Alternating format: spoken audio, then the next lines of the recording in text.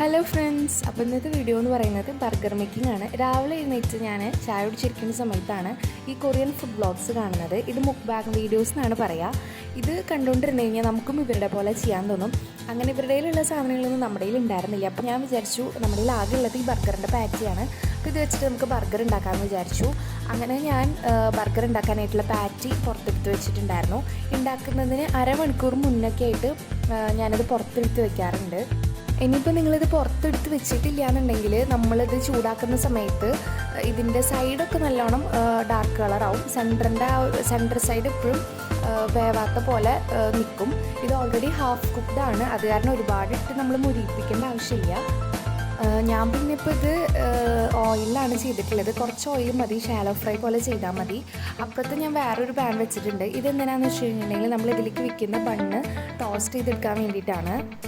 ഒന്നാമത്തെ തന്നെ വീഡിയോ കണ്ടിട്ട് ഭയങ്കരമായിട്ട് വിശന്നിട്ടിരിക്കുകയായിരുന്നു. അപ്പോൾ പിന്നെ പെട്ടെന്ന് തന്നെ ആക്കാനുള്ള ഒരു തിക്കും തിരക്കിലായിരുന്നു. അങ്ങനെ പെട്ടെന്ന് തന്നെ പാനൊക്കെ വെച്ചു. ഇനി ഇത് ചൂടാവുന്ന വരെ വെയിറ്റ് ചെയ്യണം. അപ്പോൾ ഇതിനൊക്കെ വേണ്ടിയിട്ട് നമ്മൾ ബട്ടറും അതുപോലെ തന്നെ ചീസ് സ്ലൈസും വേണം. അത് ഫ്രീസറിൽ തന്നെയാണ് ഞാൻ വെക്കാറുള്ളത്. അപ്പോൾ അത് നമ്മൾ പുറത്തെടുത്ത് വെക്കണം. പിന്നെ ഞാനുണ്ടല്ലോ ബട്ടർ ആയാലും ചീസ് സ്ലൈസ് ആയാലും മിൽക്കി മിസ്റ്റിൻ്റെ തന്നെയാണ് ഉപയോഗിക്കാറുള്ളത്. എനിക്കതാണ് കുറച്ചും കൂടെ ഇഷ്ടം. മിൽമേടും ബട്ടർ ഇടയ്ക്കെപ്പോഴും മേടിക്കാറുണ്ട്. ഇതിപ്പോൾ ഞാൻ എടുക്കുന്നത് എലൈറ്റിൻ്റെ ഒരു ബണ്ണാണ്. ഇത് സ്വീറ്റിൻ്റെ ഷുഗർ ബണ്ണാണ് കേട്ടോ. ഇത് ആക്ച്വലി ബർഗർ ഉണ്ടാക്കുന്ന ബണ്ണല്ല, ബർഗർ ബൺ വേറെയാണ്. നമ്മളിപ്പോൾ ഇത് പെട്ടെന്ന് വീഡിയോ കണ്ടിട്ട് ഉണ്ടാക്കണം എന്ന് വിചാരിച്ചതാണ്. അപ്പോൾ നമ്മുടെ കയ്യിൽ ഇത് ഉണ്ടായിരുന്നുള്ളൂ. ഇവിടെ തൊട്ടടുത്ത് സൂപ്പർ മാർക്കറ്റിലൊക്കെ പോയി കഴിഞ്ഞാൽ ബർഗർ ബൺ ചിലപ്പോൾ കിട്ടുമായിരിക്കും. പിന്നെ നമ്മൾ ഉൾപ്രദേശങ്ങളായ കാരണം എനിക്ക് അറിയില്ല കിട്ടുമെന്നുള്ളത്. ഇപ്പോൾ ഞാൻ ബട്ടർ ഇട്ടിട്ട് ഇത് ടോസ്റ്റ് ചെയ്ത് എടുക്കാൻ വേണ്ടി നോക്കുകയാണ്. എനിക്ക് നല്ല ടെൻഷൻ ഉണ്ടായിരുന്നു. കാരണം ഈ ബണ്ണ് ഞാൻ മുന്നത്തെ പ്രാവശ്യം ഉണ്ടാക്കിയപ്പോൾ ഞാൻ ജസ്റ്റ് വെച്ചിട്ട് ഒന്ന് അങ്ങോട്ട് മാറിപ്പോയുള്ളൂ. അപ്പോഴത്തേക്കും ഭയങ്കരമായിട്ട് ബ്രൗൺ കളറായി. അപ്പോൾ നമുക്കൊരു കരിഞ്ഞ ടേസ്റ്റ് വരും. അതില്ലാണ്ടിരിക്കാൻ പെട്ടെന്ന് കിട്ടുന്ന ഞാൻ മറച്ചൊക്കെ പിടിച്ച് നോക്കുന്നുണ്ടായിരുന്നു. കാരണം ജസ്റ്റ് ആ ബട്ടർ അതുമായി വന്നാലാണ് അതിൻ്റെ ടേസ്റ്റ് കിട്ടുള്ളൂ. കരിഞ്ഞു കഴിഞ്ഞാൽ ഒരു കരിഞ്ഞ ടേസ്റ്റ് നമുക്ക് ഫീൽ ചെയ്യും. അങ്ങനെ ടോസ്റ്റ് ചെയ്യാനുള്ള ബണ്ണൊക്കെ ടോസ്റ്റ് ചെയ്ത് കഴിഞ്ഞപ്പോഴത്തേക്കും പാറ്റിയുടെ ഒരു സൈഡ് സെറ്റായി വന്നിട്ടുണ്ടായിരുന്നു. അടുത്ത സൈഡ് ഞാൻ ഇതുപോലെ തന്നെ തിരിച്ചിട്ടിട്ട് സെറ്റ് ചെയ്തെടുക്കുമായിരുന്നു.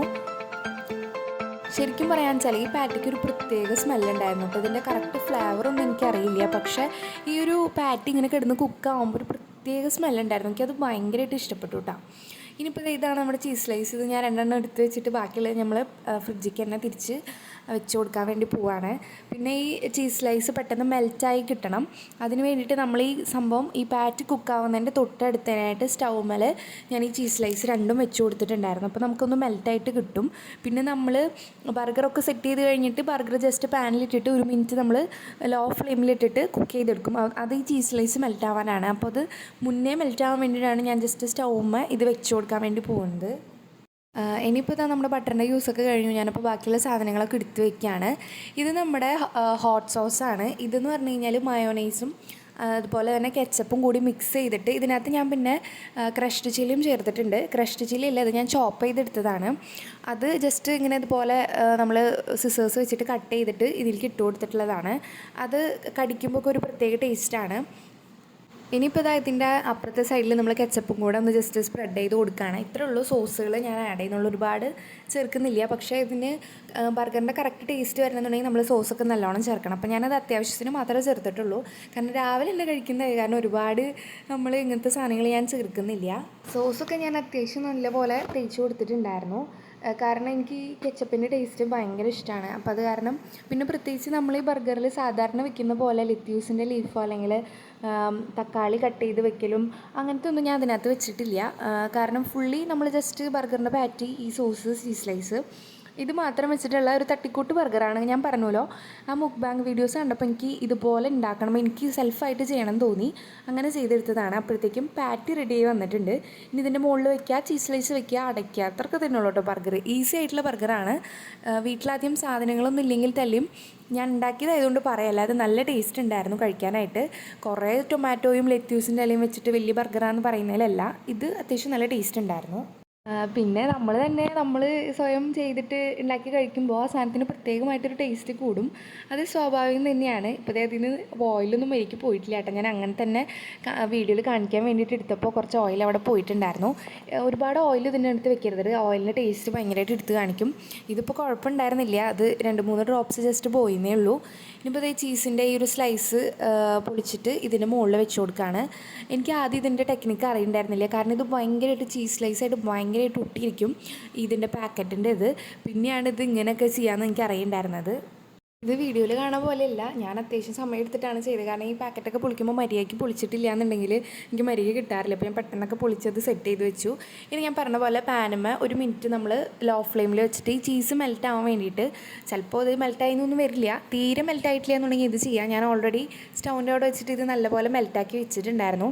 അപ്പോൾ ഇത് ഓൾറെഡി കുറച്ച് മെൽറ്റായിട്ടുണ്ട്. കുറച്ചും കൂടെ മെൽറ്റായാലാണ് ടേസ്റ്റ്. ആ ബർഗർ ഇങ്ങനെ കടിച്ച് ഇങ്ങനെ വലിക്കുന്ന സമയത്ത് ചീസ് ഇങ്ങനെ പോകണം. പക്ഷേ ഇത് മൊസറല്ല ചീസ് അല്ലാത്തതുകൊണ്ട് അത്രയ്ക്ക് പോവില്ല. പക്ഷെ മെൽറ്റായാലാണ് അതിൻ്റെ കറക്റ്റ് ടേസ്റ്റ് കിട്ടുള്ളൂ.